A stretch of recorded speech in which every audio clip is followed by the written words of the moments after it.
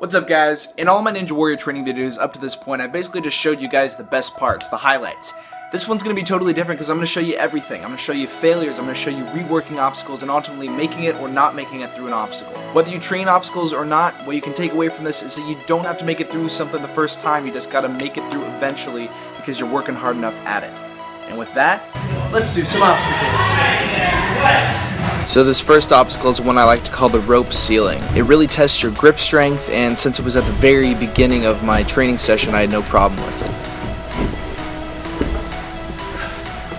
Then after rubbing chalk on my hands, I moved on to the hanging objects. That's what I decided to call it because I don't have a better name for it.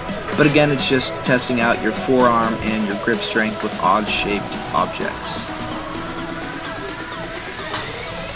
Next, I moved on to the no-legged rope climb. Normally, you would definitely use your legs for this because it's a lot more efficient, has a lot less wear on your body, but I can't use my legs right now because I had an operation done a couple months ago, so that's why I did it without.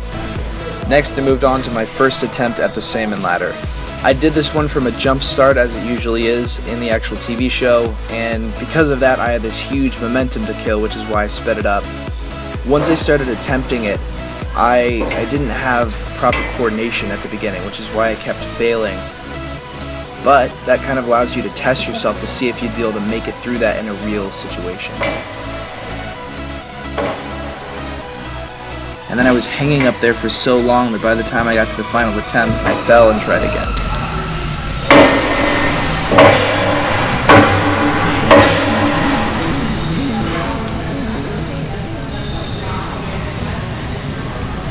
And that hurt a lot. But you get back up and you do a new obstacle. This one is the lache to the rope wall. This one I did not have perfect swings at all. I had to do way more than I should have had to because I kept catching my legs in the wrong place. But then finally I built up enough momentum and I made it.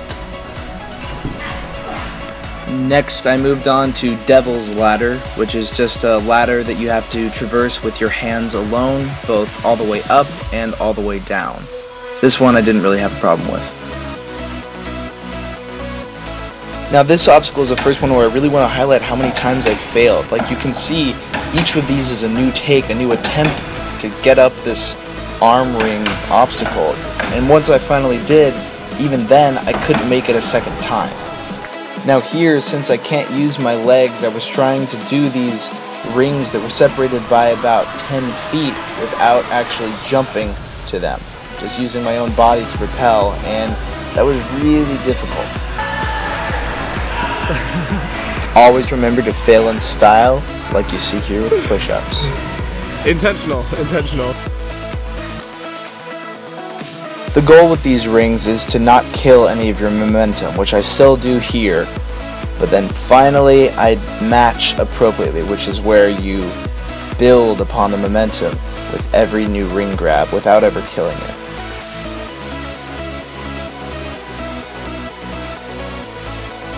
By this point in the workout, my grip strength had really started to give out, so I challenged myself with monkey bars, followed by a bar lache. I had to create my own momentum, which is what you see me doing here.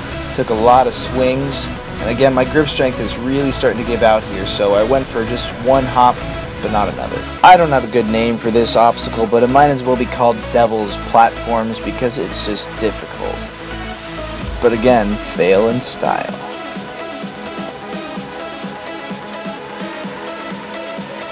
Some obstacles just aren't going to come naturally to you, and this one didn't at all. I kept trying, I kept failing, but then finally I got it one time. Now what you're seeing here is actually my very first time to try a pegboard, and I definitely wouldn't recommend doing it the way I do it, pulling yourself up every time. I was just exhausting my muscles way too quickly, so definitely don't do it that way. My second attempt definitely wasn't perfect either. I'm going to need to practice this one a lot more to get the hang of it, but having your arms fairly straight is going to exhaust your muscles a whole lot less. How you doing?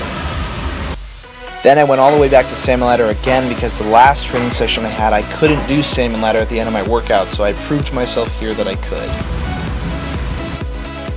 And since I can't actually use my legs, I can't do the warp ball right now, so I just I told myself I could by doing the little kids rope wall.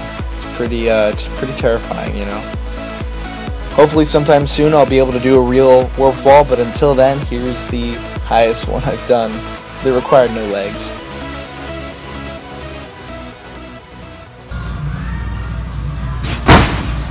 How you doing?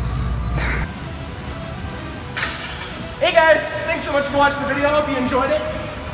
Until next time, I'm Patrick Lyons.